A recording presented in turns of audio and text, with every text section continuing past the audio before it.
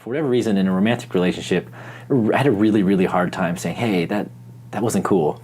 Yeah. Like, this just doesn't feel right. This behavior isn't okay. I was not being truthful about my feelings about things.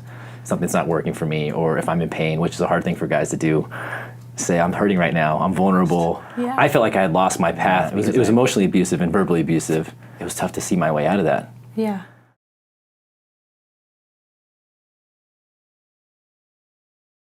If you may, if I can ask, could you share a couple of your stories and the different things that are in the book that are these, your ways, your discovery, your findings, you know? Like something that's in there when you said your soul's kind of on a platter in that book. Definitely. You know, the thing that jumps out to me is it gets brought up a few times in the book because it was such a unique experience for me. I'm very lucky, I'm very fortunate. I grew up in a really incredibly loving household. My dad was taking me to get psychic readings at 12, you know. Yeah, and my mom was meditating at 14. Yeah, like it was really, that's really nice. You know, that's an amazing thing. So some of my lumps in life came a little bit later as I kind of entered the adult world, you know, as a pretty open person, you know, and trusting and loving and caring, and I expected that the world was just going to kind of reflect that back at me when I went out into the world. And you know, having started my spiritual practice so early, I was in a relationship for about 4.5 years. It did result in a marriage and then a subsequent dissolution of that marriage. But it was an interesting time for me because it was a time when I turned off a lot of this stuff. I wasn't journaling as much. I wasn't channeling as much. I wasn't meditating as much. I felt like I had lost my path because I was kind of like caught up in this spiral whirlwind of a relationship that was, frankly, it was really emotionally and it was emotionally abusive and verbally abusive, and for a sensitive person as well. Yeah, it was tough to see my way out of that. Yeah, it was eventually returning to those things and acknowledging that inner knowing, like, this just doesn't feel right. This behavior isn't okay. This kind of stuff is not all right.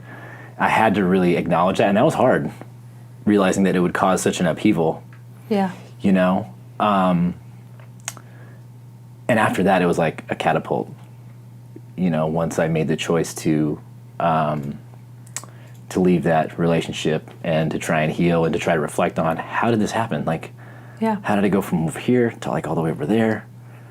Well, sometimes one step backwards is 3 steps forward, you know, like, or when you deviate the path, you're actually getting closer to the path because you actually realize how important it is to be on the path. Right? That's the truth. Yes. It's like if you're driving your car and you go off-roading and you don't have a Jeep, you know, you're going to be like, this is not fun to drive on. And you realize how amazing and smooth that beautiful road is and how much better it is for your car. Right? You know? That's a great analogy. Yes, absolutely. But otherwise, you're like, oh, it's grass and gravel and sand over there. It can't be too bad.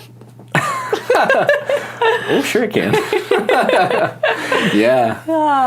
So then you kind of were more on fire then at that point, more committed. And, you know, what do you think that the biggest lesson for you on the deviation was? And like going through that whole experience? Because I think a lot of people that are listening, you know, we go through things, and at least from my perspective, it's always, you enjoying this so far? Did you forget to subscribe? Make sure to do so. It takes 2 seconds. Just press that little button, the red one. You know the one. Just press it, little like. All right, enjoy the rest of this content. Judge not thyself, right? You know, because everything you're learning from, everything you're growing from, you know, yes, you could have had it easier. Yes, things could have been, you could have been further along. Yes, you could have done things differently, but you went through that for some form of purpose, and it gave you something. And for that reason, you're forever changed, grown, and evolved, you know? So what do you think that was for you? Kind of the lesson? Yeah. The big lesson? You know, there's two things that kind of immediately jump out And the first thing is, one, really trust your instincts. You know, there was plenty of moments when it was like, I don't know about this. You know, I'm not sure this is going the right direction. That was one of the big things. Trust yourself. But you know, the other big thing for me, and this is always a work in progress. At least it has been for me. I learned that I needed to be more vocal, kind of more immediately about when things kind of started to go awry, especially in personal relationships. It was something that I had kind of no problem addressing, like in my work life or in friendships and stuff like that. But for whatever reason, in a romantic relationship, I had a really, really hard time saying, hey, that wasn't cool. Yeah. That really hurt. Or this is what's going on for me. Like, I didn't talk about those things, you know, and I recognized coming out of it, there was, you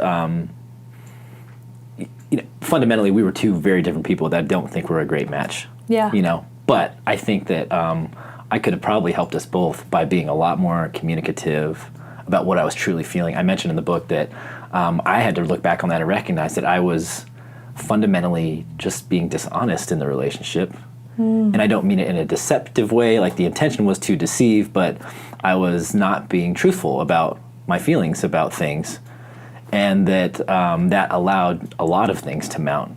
Yeah. And I think it led to a lot more pain, probably for both parties, than was necessary. And so that was what I saw as my role in that dynamic. Gotcha. How I had to come out of that and be stronger. It was like, I need to communicate better. I need to communicate more clearly. I need to be willing to acknowledge when something's not working for me, or if I'm in pain, which is a hard thing for guys to do.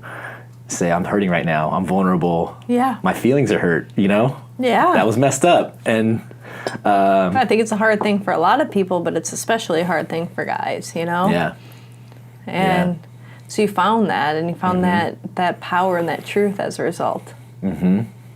Yeah. And then you're helping people get that in their self too through it.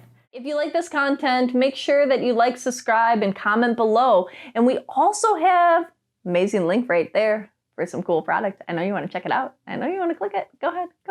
Come on. You can do it. All right, until next time, have a beautiful, blessed day.